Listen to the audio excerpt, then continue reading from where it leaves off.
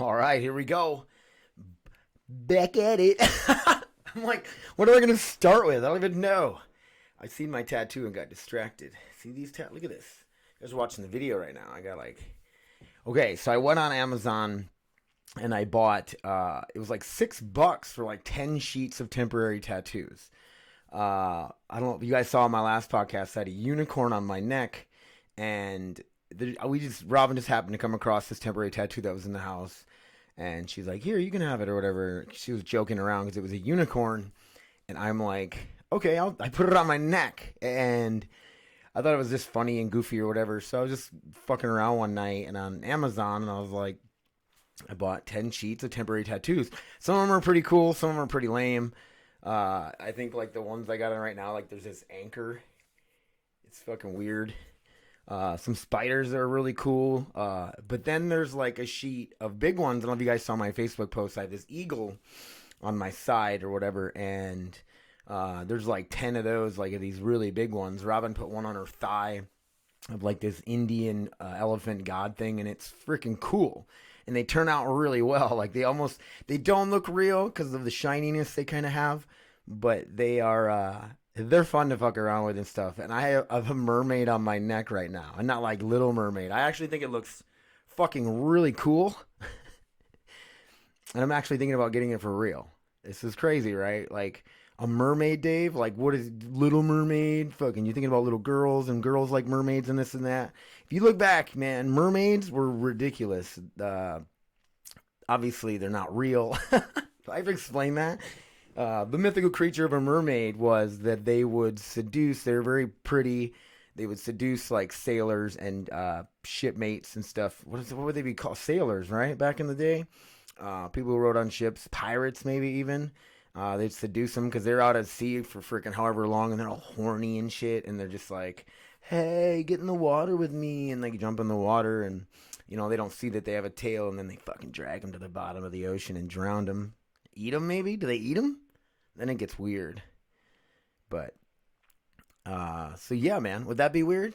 I don't know if you guys, I can't see if you guys can see it or not on the video.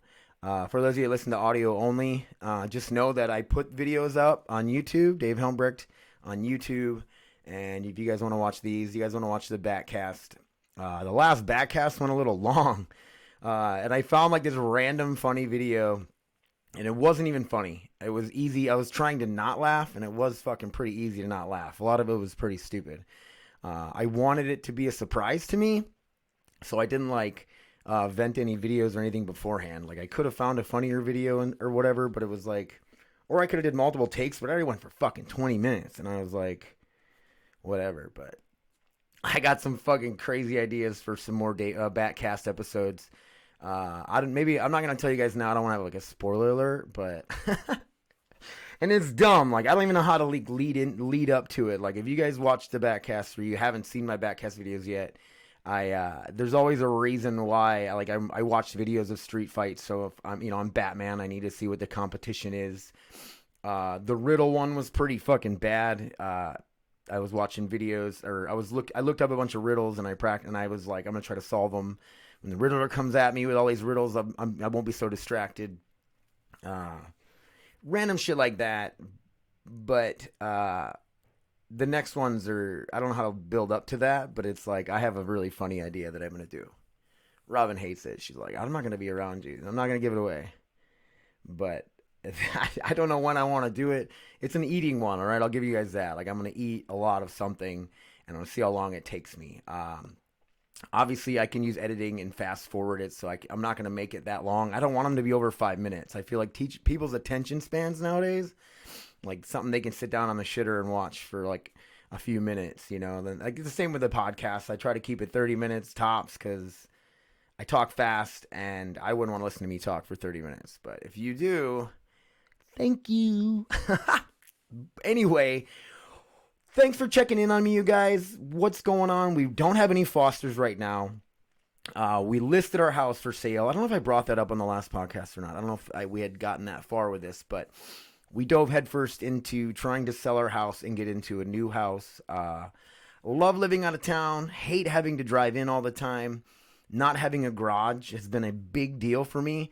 I love having a garage. I'm very handsy when it comes to mechanics, working on cars, working on my boat, with the go kart. I'd like to get a welder again and start welding and making some metal art in my garage and things like that, and just having a nice shop to work in. I haven't had that the entire time we've been here, and it just I gotta have a garage. I gotta have a shop. Uh, the the fucking in-laws. Robin's sister and her husband have been really cool and let me use their shop from time to time, and it's a really nice shop. But I gotta have something of my own, and that's a big thing for me. I love our house right now. I know it's a manufactured home. I know the 2.5 acres we live on is like ungrowable. Like you can't grow trees or anything on here because of the soil. But I really like it. Now we went and looked at a bunch of different houses so far, and it makes me like my house even more, man. Because like you'll find a house that'll have like a decent sized bedrooms and kind of what you're looking for, but then it'll have like a tiny bathroom. Or like we have the master bedroom here in this house, and it has a humongous bathroom attached to it with a stand up shower, a giant tub. It's not a jacuzzi tub, and I'm okay with that. Um, I know a lot of people who've had jacuzzi tubs and they leak and have issues, and there's a lot of maintenance to go with it or whatever. We got this big ass tub, and me and my sugar get real nasty in there. Okay, Friday reference, but it's so nice to have a big tub like that to just soak and chill. I'm not a big bath guy. I find baths kind of boring. Like I'll run myself like a really nice hot bath, Epsom salt, make myself feel better and this and that. If I'm being all achy, and I've been in for like 5 minutes, and I'm like, well, I'm fucking bored. So, but you start to see like what we have isn't that bad. Yeah, it's a manufactured home, and we don't have a garage, but the space, man, our house has a lot of space. The other two bedrooms are really decent size. I got my podcast studio, my game room. Um, it's my own little private spot. I really like it. I feel like this having this little room, and I know you guys can't tell by the video, but it's really it's not big at all. But I feel like in today's age where people are working from home now, it makes for an awesome office. It would make a great nursery, and it would also make a really good game room or podcast studio, right? So our house is pretty appealing, and we've had so much interest in it already. It's ridiculous. It is a seller's market right now, so there's a lot of people selling, uh, and there's not much under $200,000. So our listing ours for 125 makes it very affordable, and it's gotten a lot of interest. So I feel like selling's not going to be a problem. Getting into something that we like that fits us that is going to be, I think, going to be a lot harder than selling. Some of the houses we looked at have been they've been okay, they've been terrible. There's a house on Belmont for those of you not from Grand Forks or the area. It is like the nice section of town. All the houses there are actually really old, but they're humongous and they're really nice. It got trashed by the flood in '97. A lot of them have been rebuilt and redone or whatever, but it is probably it's not the it's like the what would you call it? Just it's the really nice part of town. I'm trying to think of what the hell that would be called. It's antique-y, right? It's not the fucking expensive place in town. Like you go out south of Grand Forks, and there's there's $500,000 houses out there. It's insanity. But all the houses around this house we looked at were like almost $300,000 homes, and we could have got into this one for like 130. It's got foundation issues and it needs new shingles, and I just don't. We don't want. I mean, it could be a great investment. Fix the shingles, fix the foundation. Had a lot of room. It was a really old timey looking house, which I think is pretty cool. Add some character, but it could be a money pit, man. But it could, or you could just fix what needs to be fixed, and it's good, and the value goes way up, and it's a good investment. But that's a really risky thing to do. We don't want to get into a money pit. And it's like you're buying a new home. Do you want to have to freaking fix all that shit right away? It's like it'd be nice just to get in and like, yeah, you're gonna make the changes and do these things like that make it your own or whatever. But like, do you want to have to do that much shit right away? I don't know. So we were gonna look at one today. Robin just texted me. We're actually gonna look at tomorrow now. And from the pictures and everything about it, looks. I like it already. Like it has a really big two-stall garage, a fenced-in yard.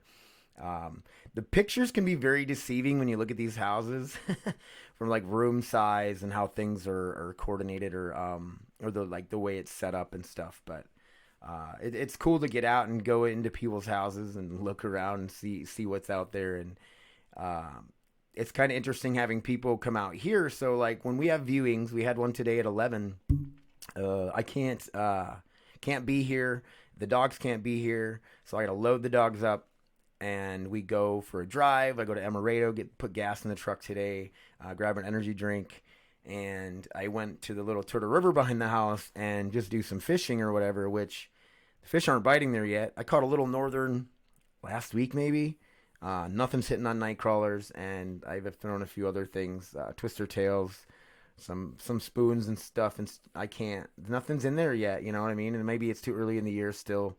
Uh, they either got to swim downstream from Turtle River or they got to swim upstream from the Red River to get in where I'm fishing at. So I'm gonna keep trying it. I'm gonna go out there a couple times a week, maybe until they start biting. But weather's been shit, man. It was snowing on me while I was out there today. Yesterday was cold and windy, so it's been kind of shitty out. Speaking of fishing, me and Mike starting the 22 a day outdoors to bring some. I can never think of the word, man. Why can't I ever think of the word? Recognition. It's not recognition. That's a positive thing, but to bring attention to 22 veterans a day who kill themselves. And they struggle with the battle of being reprogrammed by the military, being and through a lot of trauma with shit you see through, going to war, even if it isn't, in war, they might have experienced.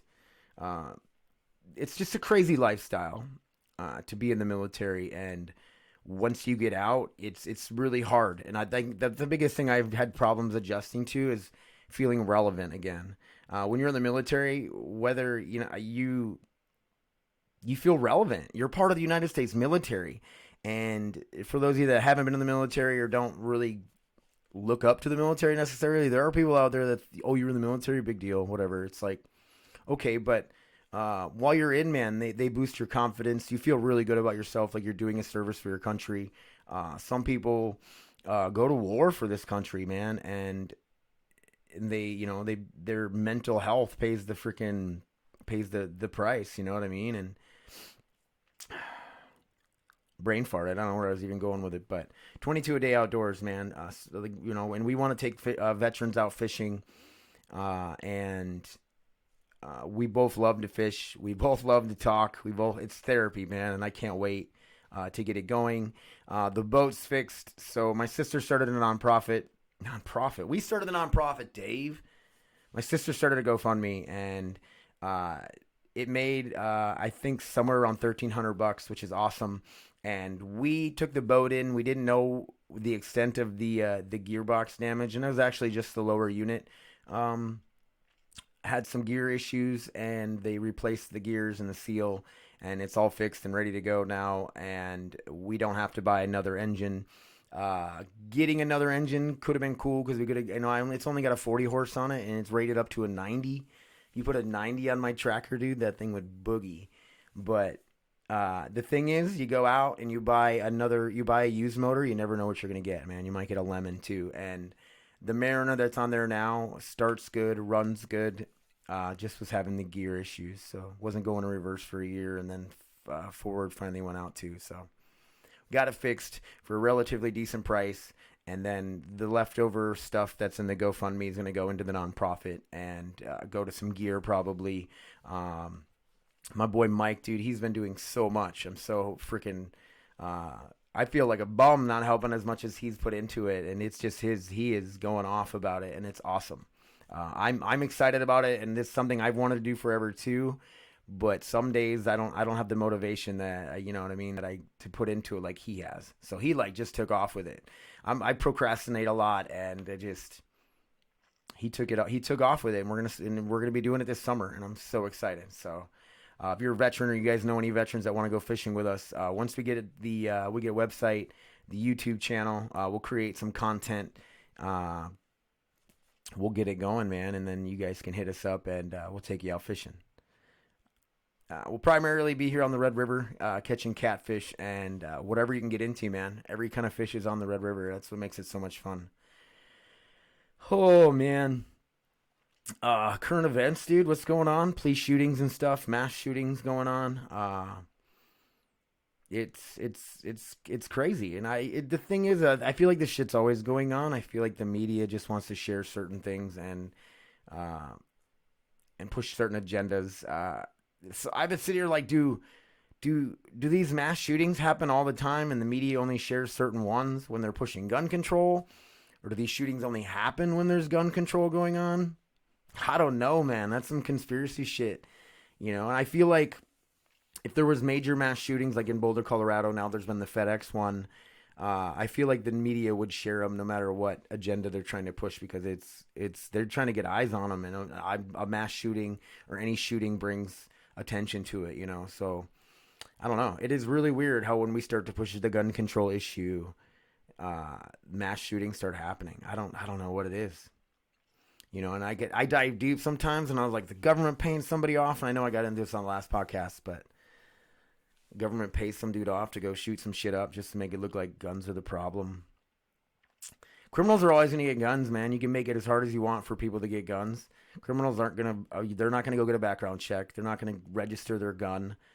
They're going to fucking buy one out of some dude's trunk in an alleyway somewhere and go shoot some shit up. They don't care, man.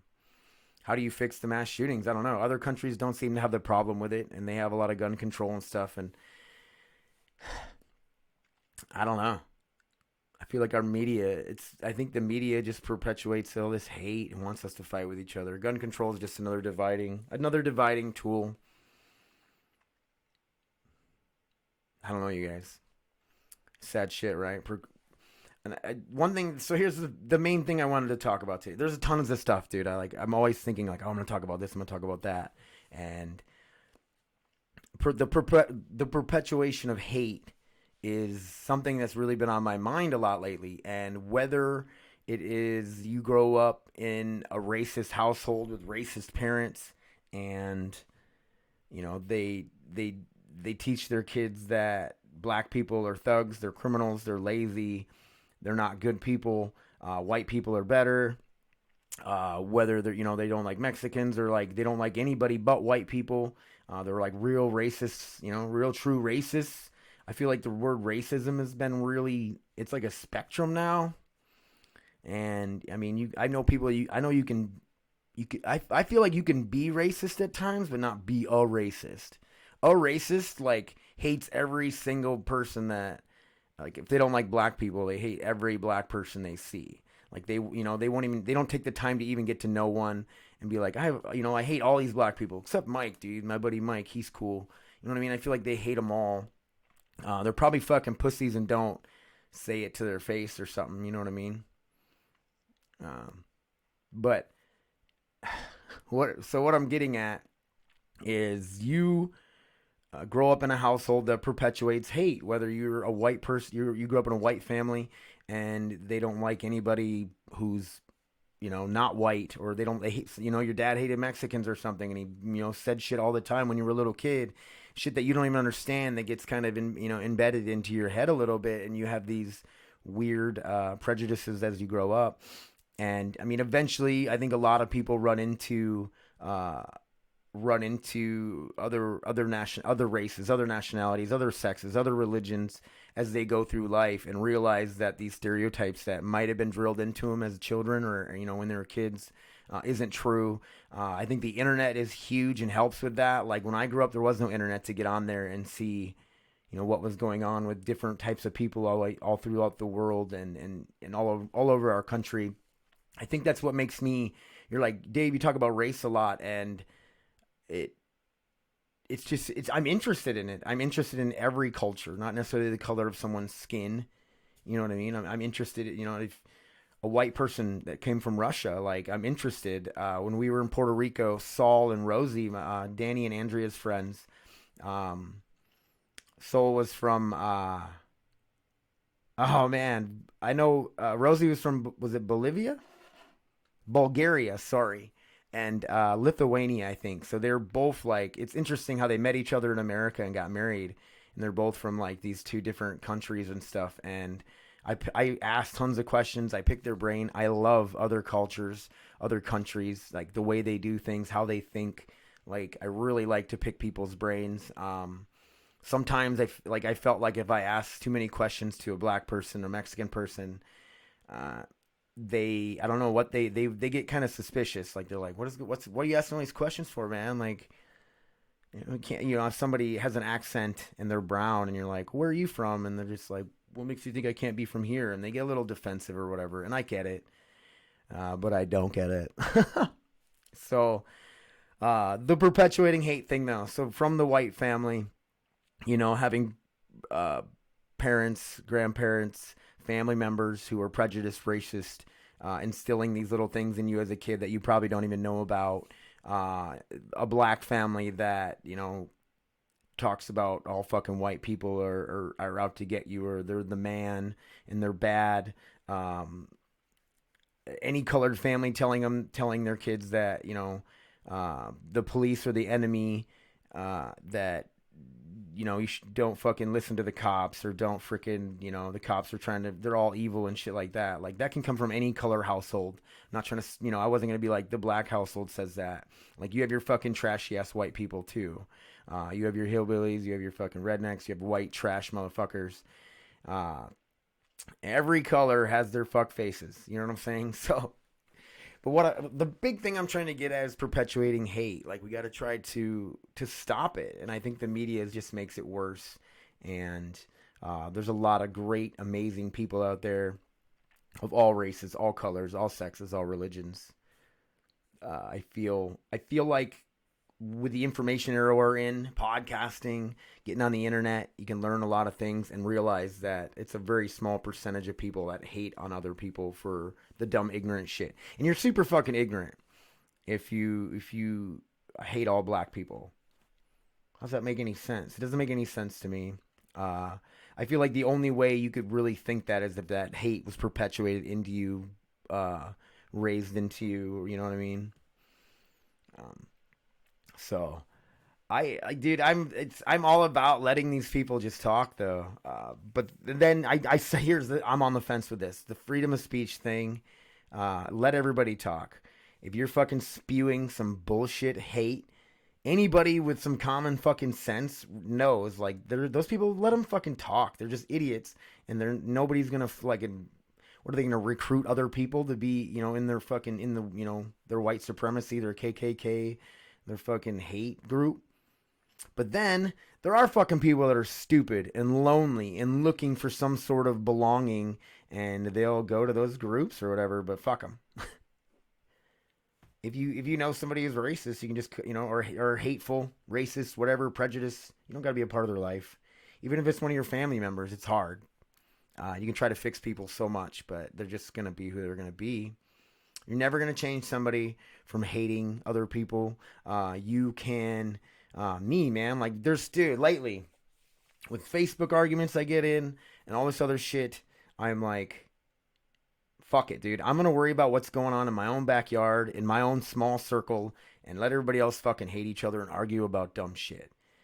But then there's this part of me, like I talked about earlier, being in the military, that I feel like I need a purpose and a belonging, and I need to feel something. I can't just sit back and watch the world burn when it's like I want to help in any way I can. So like doing this podcast, I can get on here and I can give you guys my perspective on things. Whether you think I'm a fucking idiot and you don't agree, or you're like, some light bulbs go off while I'm talking. You don't have to agree with everything I have to say. That's fine. But maybe I can give you a different perspective on things, and you can alter yours or change yours or just get you thinking. I'm not trying to change anybody's perspective or change who you are or anything like that with this podcast, man. The number one goal of this podcast is just to record, to video journal, to audio journal, um, the shit that's going on in my head. You guys are the lucky ones who get to. Shit's free. You don't got to pay for it. You get to dive in with me into my thoughts and my feelings. But a big thing is like for my family, my friends, my kids down the road in a thousand years. I don't know about 1,000. In 100 years, my great grandkids get to sit down and watch this fucking video right here and be like, our fucking grandpa. They're either gonna be like, he's super cool, he's super lame, or I don't know, like interesting. It's cool, man. I wish I could go back and I wish I had videos and audio tapes or anything of my grandmas, somebody, just to see how they felt about things. So that's my number one thing. Number two is entertain you guys a little bit, throw out some perspective. Not trying to change any minds, but maybe you guys, can have some thoughts. Anyway, you guys, there's a bunch of shit coming this way, man. Coming your way. I mentioned to Victor, let's do this podcast thing at the gym. And I don't know if you guys know Victor. He is a fucking go-getting machine, and he is like all about it. He's like, bring your podcast stuff in, or he's like, when you come in tonight, let's talk about this podcast stuff. And I can fucking sit here and procrastinate all day about having guests on, doing different things, and I'm branching out, the DaveCast and some other content creating ideas, but Victor is like, he's putting me in a corner with this shit, man. Like we're doing it and I want to do it. I'm so excited to do it. Will me and Victor click as a podcast duo? I don't know. Our personalities are very, we're extroverts really. Like we're both very outgoing. And so it just depends. We could really, nullify each other and it could turn out really well. It could be a fucking disaster. So you're going to find out. And I hope it goes well. We have a lot of interesting people that come into the gym to train that could definitely sit down with us, chat with us. All of our fighter buddies, Mana, Dre, Roman. We got so many guys that would be so much fun to sit down and bullshit with about fights, about whatever. And speaking of fights, man, there's the promotion is it Thriller? Yeah. Thriller promotion. I was going to say Triller. It's Thriller. Thriller Promotions. They're the ones that did the Roy Jones Jr. Mike Tyson fight. And they just had an event. I don't know. I'm sure most people have heard about it. The Jake Paul and Ben Askren fight. Boxing match. Jake Paul being this YouTube celebrity. He can box. Don't get me wrong. The guy can box for sure. And he's got the money to pay for the trainers. And I think he's got the time to be in there training. I don't know how the fight came about, but he picks a fight with Ben Askren. Ben Askren, one of the greatest wrestlers to ever do MMA. Great grappler. Never known for his striking. And he's still not known for his striking. Early when this all hit off, I watched him hit pads. And I was like, he's fucking doomed. Here a few weeks ago, I saw a video of him hitting pads again, and I go, okay, my man, he's an athlete. The dude's an Olympian. How many times he won national champions? I don't know. In wrestling, 20-0 in MMA until he started getting beat. He's a legit athlete, and so I seen him hitting these pads. I'm like, okay, my man, my man's gonna be able to. He might do all right. And I was obviously cheering for him. Ben Askren, a wrestler. I'm a fucking wrestler. MMA fighter. You know what I mean? That's the team that I'm going to back for that fight. And, I was worried. I really was. And I should have fucking been because he got fucking knocked out right away. There's a whole bunch of stupid controversy about he took a dive. He got like over $500,000 for this fight.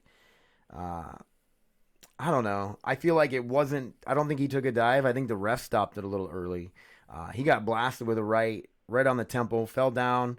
He got up pretty quick, and he tried to do the standing 8 count, and the ref said that he was still wobbly, so he called it off. And it was like right away, like 20-some seconds into the fight, maybe 30. And stupid. I don't know. The whole fucking thing was stupid, though. Frank Mir fought Randall Cunningham, popped into my head, of fucking the Eagles quarterback from back in the 90s. Is it Steve Cunningham? He was a championship boxer, a legit boxer in his day. Hasn't boxed. He's retired like 4 years ago. And then you have Frank Mir, was like a 2-time UFC heavyweight champion, known for his grappling, but he's got hands too. Went all 6 rounds with this ex-champion boxer. I think Cunningham took it kind of easy on him a little bit, but it was cool watching him get in there and bang it out like that. Oh my God, the commentary on these fights, you guys. So during the Frank Mir one, Oscar De La Hoya.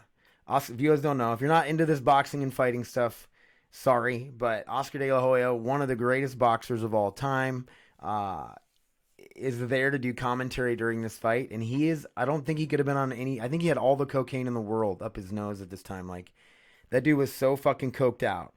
And instead of doing commentary, like you're talking within the other commentators of what's happening in the fight, he's yelling at Frank Mir, trying to coach him and tell him what to do.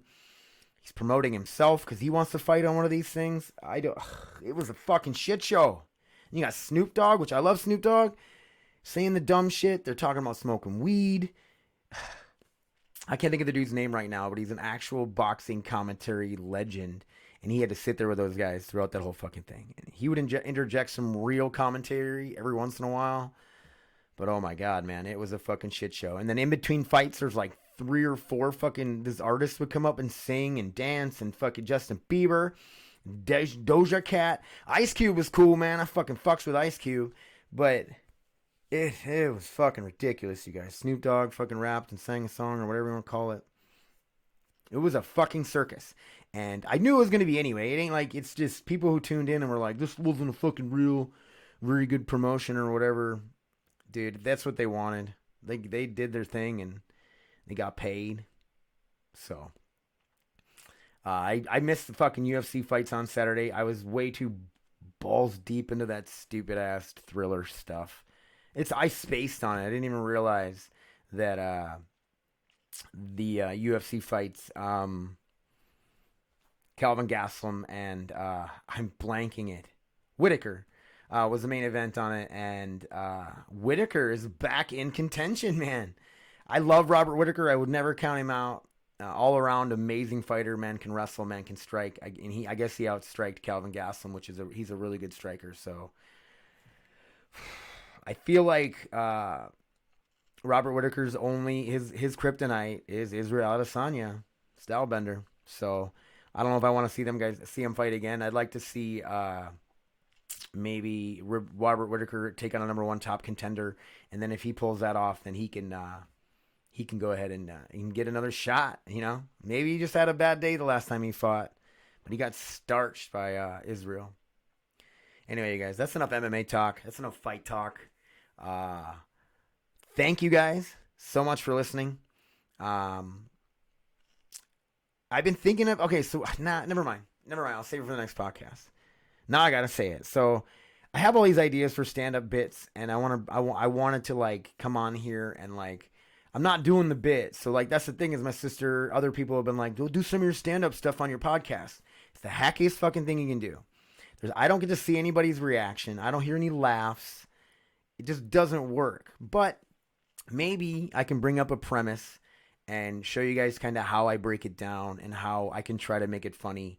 And maybe in the moment I can make it funny and you guys laugh at it. But I'm not trying to be fucking funny. I'm not trying to be like some comedian, a video comedian or anything like that. I know people were doing like Zoom comedy stuff, and legit comedians were like, I tried one and my God, it was a fucking disaster. So thank you guys for listening. Thank you so much for all the support you give me, the shares, the likes, the comments, the listens. Just listening, watching the video, it's huge, you guys.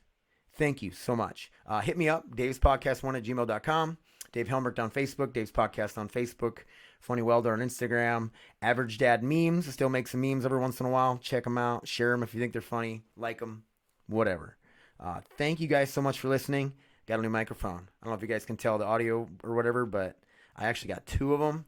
I got an audio interface. These are analog microphones with the XLR cords. And that's what the real fucking good podcasters do. The real good content creators do. And I took a little bit of money and invested in myself. I don't got a lot, but I'm trying to invest it in myself.